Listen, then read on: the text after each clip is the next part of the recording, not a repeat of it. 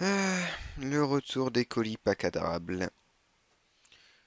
Eh bien salut à tous, aujourd'hui on s'attaque à un nouvel unboxing d'un colis qui vient de chez Airsoft Entrepôt, un gros colis, un colis qui contient deux répliques.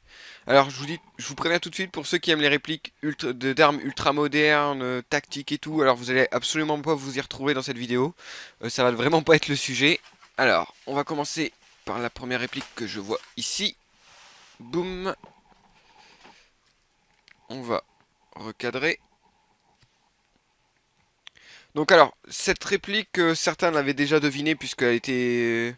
La fiche de la réplique était déjà visible dans une de mes vidéos. C'est le Luger P08 pardon, de chez WE, dans sa version longue, puisque Airsoft Entrepôt ne vendait plus que cette version-là en tout cas dans la finition black. Alors on a un petit fascicule avec un 1911 à l'intérieur, ça c'est... Ouais, super. Bon, d'accord, j'achète un Luger, j'ai un mode d'emploi de 1911. Ceci étant dit, c'est pas la première fois que W me fait le coup, hein. Il m'avait déjà fait le coup avec le Scarache, où j'avais un mode d'emploi de M4, si je ne dis pas de bêtises. Donc, voilà, voilà. Donc, alors effectivement, il est très très long. Alors, j'ai imaginé un peu moins long que ça, mais voici donc le Luger P08. Ici, son chargeur très particulier. Alors, c'est assez particulier pour moi parce que je n'ai jamais possédé de réplique d'armes de la Seconde Guerre mondiale. C'est une période qui m'intéresse vraiment, la Seconde Guerre mondiale. Alors, je m'y connais pas autant que certains, clairement. Je pense que si vous voulez l'encyclopédie en termes d'airsoft et de Seconde Guerre mondiale, il faut aller voir Neo 035 et pas moi.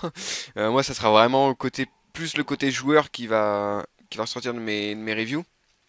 Alors là, on a des petites clés Allen, certainement pour le réglage du hop-up. Alors, on en a quand même trois, donc il va falloir que je me renseigne à quoi elles servent, puisque trois clés Allen différentes, c'est quand même quelque chose. Peut-être pour le démontage, je ne sais pas du tout.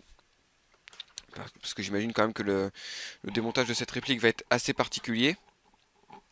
Alors, cette réplique était dans la section bonne affaire de d'Airsoft Entrepôt. Alors, pas la section vente flash, la section bonne affaire. C'est une section que je vous avais déjà présentée il y a plusieurs mois maintenant. Euh, alors l'économie n'était pas dingue, hein. De base je crois que c'est une réplique de toute façon qui vaut pas très cher, elle vaut aux alentours de 110 euros, un peu moins peut-être, et j'ai dû la payer 94. Petite économie qui se prend tout de même, hein, mais bien évidemment. Mais voilà, à la base, j'ai pas spécialement pris cette réplique parce qu'elle était soldée. J'ai pris cette réplique parce que ça faisait un moment que j'en voulais une. Et alors, les répliques de Seconde Guerre mondiale, encore plus que les autres répliques, selon le site où vous allez avoir de tous les prix. J'ai déjà vu ce Luger à presque 200 euros. Faut peut-être pas abuser. Donc, faites vraiment attention. De toute façon, ça vaut pour tous les achats de répliques, hein. Mais lorsque vous êtes intéressé par une réplique, faites plusieurs magasins. Recherchez-la sur plusieurs magasins pour être sûr de la trouver au meilleur prix possible, ou en tout cas, pas de vous faire avoir d'une cinquantaine d'euros, vraiment. Réplique qui est aussi un peu particulière, puisque c'est la première réplique qui fera partie d'une vidéo dans le cadre de vous faire découvrir des nouveaux shops de custom. Puisque cette réplique va être destinée à un custom, donc custom esthétique évidemment, je n'ai pas vraiment pris cette réplique pour les performances.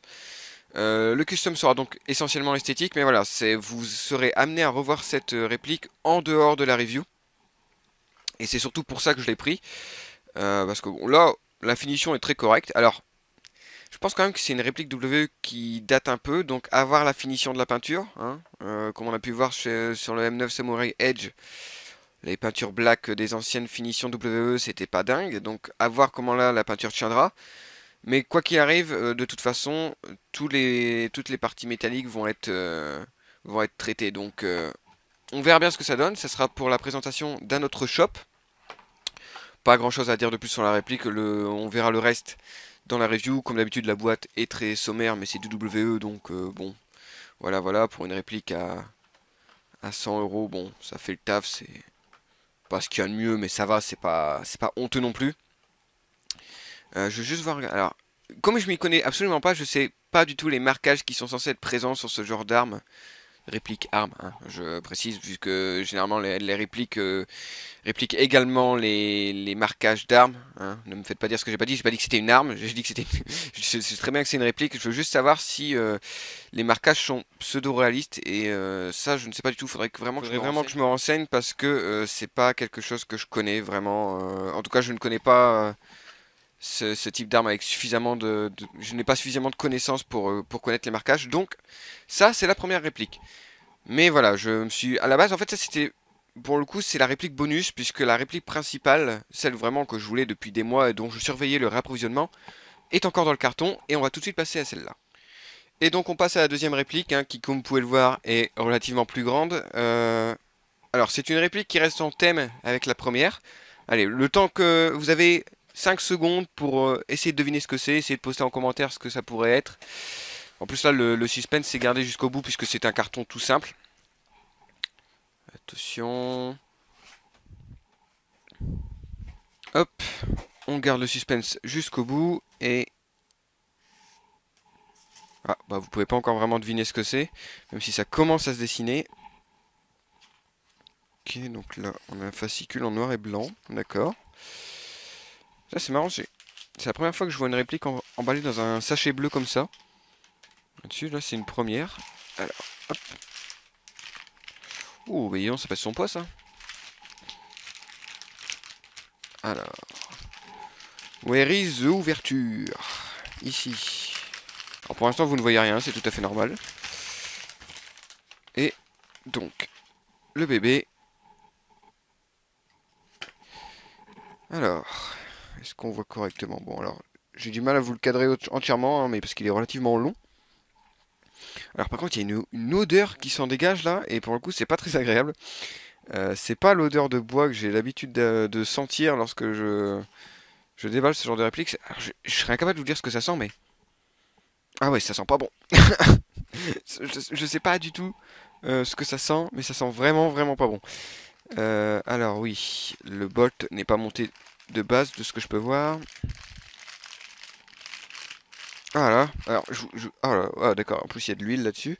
Ok, je vous assure, heureusement que vous avez juste la vidéo et pas l'odeur parce que vraiment, ça sent pas bon du tout.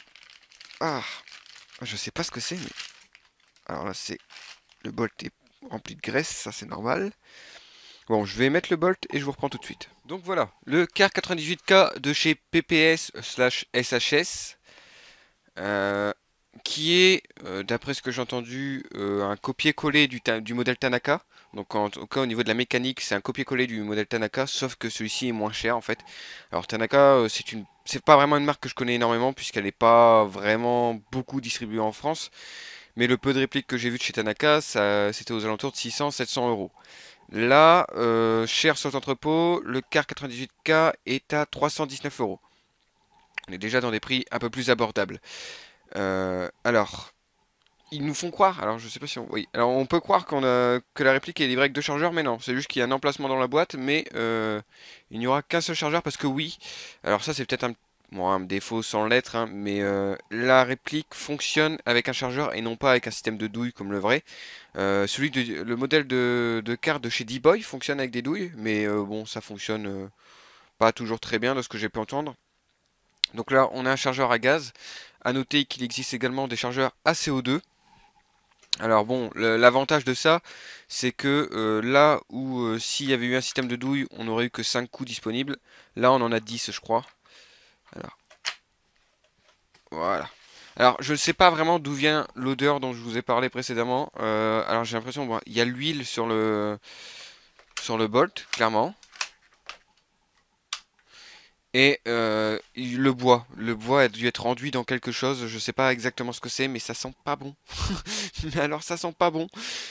J'étais vraiment surpris. D'habitude j'aime beaucoup l'odeur que peut avoir les répliques en bois, tout ce qui est AK et tout, je trouve que ça sent très bon, ça sent le bois et tout, voilà, c'est agréable. Là non, là j'ai été déçu.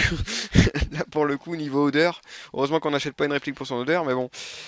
Également, et ça c'est très sympathique, un Bibi Loader avec un embout spécifique pour le chargeur. Bon, Bibi Loader bleu. Visiblement chez PPS, ils adorent le bleu. Pourquoi pas. Et alors, ça, je tiens à le préciser quand même. De la mousse, c'est la protection que je préfère en airsoft, cette sorte de mousse expansée noire là. Alors, PPS, bah, comme vous pouvez le savoir si vous suivez ma chaîne, j'ai déjà acheté un modèle de fusil à pompe, modèle pirate, donc à cartouche éjectable. J'ai essayé de vous montrer un peu toute la réplique, mais voilà, hein, c'est le genre de réplique très très longue, donc je peux pas vous cadrer ça correctement pour le moment. Donc PPS, voilà, j'ai déjà une réplique de chez eux.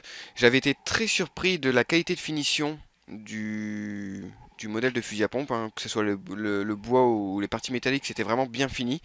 Et là, bah, visiblement, c'est du même gabarit. Alors, le bois est très beau, même si je vais certainement le reteinter pour un bois peut-être un peu plus foncé, je ne sais pas. Mais le bois de base est très beau, hein, clairement. Les parties métalliques de même, même si je pense aussi que je vais les bronzer pour vraiment un- une esthétique beaucoup plus jolie selon moi. Mais de base, le fusil est déjà très très très bien, hein, vraiment. D'autant plus que, alors, j'ai entendu dire que si on change ne serait-ce que le hop-up, et il y en a même qui ont changé le canon, les performances sont pas dégueu du tout. Il y en a qui parlent de 60 mètres facile, enfin, alors, à voir. D'origine, je sais pas vraiment ce que ça donne, on va bien voir ça. De ce que j'entends dire quand même, il y a beaucoup de personnes qui conseillent de changer le hop-up. Donc ça doit pas être pour rien, à mon avis, le hop-up de base doit pas forcément être terrible. À voir. À voir également ce que donnent les chargeurs CO2, si ça augmente pas trop la puissance. Pour l'instant, j'ai que le chargeur gaz, donc je pourrais pas vous dire ça dans la review. Mais si jamais je me procure un chargeur CO2, j'en ferai le test. Dans le carton est également livré ces outils-là. Alors encore une fois, je sais pas exactement à quoi ça sert, certainement pour le réglage du hop-up. En tout cas, pour la clé Allen. Après, pour le petit tournevis, je ne sais pas. Ça, je verrai bien à quoi ça sert. Je peux pas vous le dire pour le moment. Sinon, voilà, ça faisait un moment que je voulais une réplique sur la, enfin, qui date de la Seconde Guerre mondiale, d'une arme qui date de la Seconde Guerre mondiale, pardon. Et alors, j'ai beaucoup hésité entre le Kar 98K et le Mosin Nagant, qui est le fusil russe. Mais malheureusement, le Mosin n'a pas été remis en stock chez Airsoft Entrepôt, malheureusement. Donc, j'ai opté pour le Kar 98K. En plus, ça, il y a une notion de cohérence avec le Luger PS08 que je vous ai présenté juste avant. À savoir également, alors je sais pas pour le 98K, mais je sais que le Mosin est disponible en spring et à gaz. Là, c'est un modèle à gaz, donc du coup, le, le verrou est très simple à bouger. Mais je sais que voilà, le Mosin existe à gaz et à ressort. Aucune idée pour le Kar 98K, je l'ai toujours trouvé à gaz.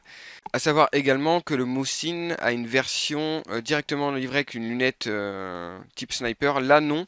Alors, PPS a fait un. Je crois que c'est PPS, oui. A fait un rail compatible pour ce fusil pour mettre un rail Picatinny, mettre la lunette que vous souhaitez. Alors, moi, je ferai pas ça parce que non. Je vais pas mettre une lunette toute simple, genre Swiss Arm ou quoi que ce soit, sur un fusil datant de la Seconde Guerre mondiale. Si je mets une lunette, bah, j'essaierai de trouver une lunette. Alors pas authentique parce que ça va revenir beaucoup trop cher, mais une lunette de Kar 98K en tout cas. Mais voilà, si jamais vous voulez juste une lunette en attendant, bah, vous pouvez acheter le rail et mettre n'importe quelle lunette compatible rail Picatinny.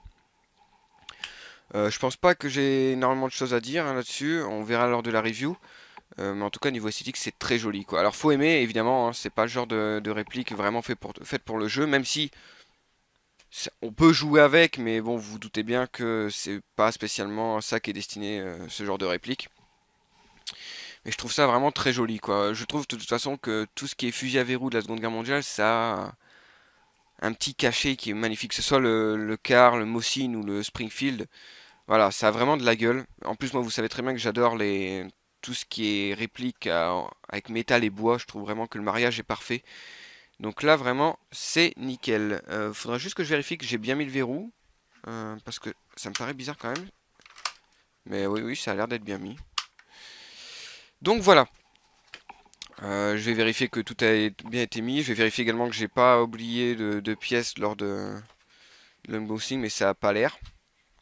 Et voilà, j'espère que cette petite unboxing à thème Seconde Guerre mondiale vous aura plu. Alors faut savoir qu'à la base j'avais prévu un unboxing à thème western.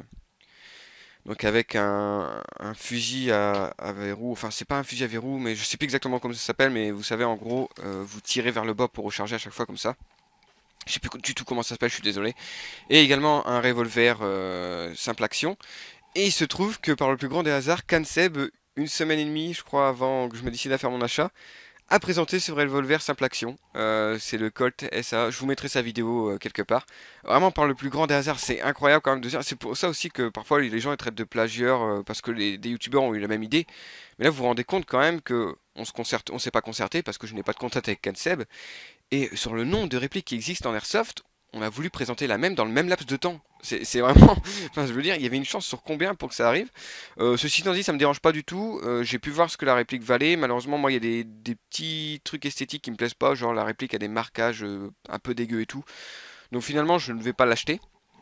Mais voilà, j'ai trouvé ça plutôt amusant de me dire que voilà, j'avais décidé de faire un unboxing western et CanSeb, une semaine et demie avant mon achat, fait une vidéo sur cette même réplique. Voilà, le hasard, quoi. Clairement, la définition même du hasard. Bref, j'espère que ça vous aura plu et en attendant, je vous dis salut à tous, à la prochaine.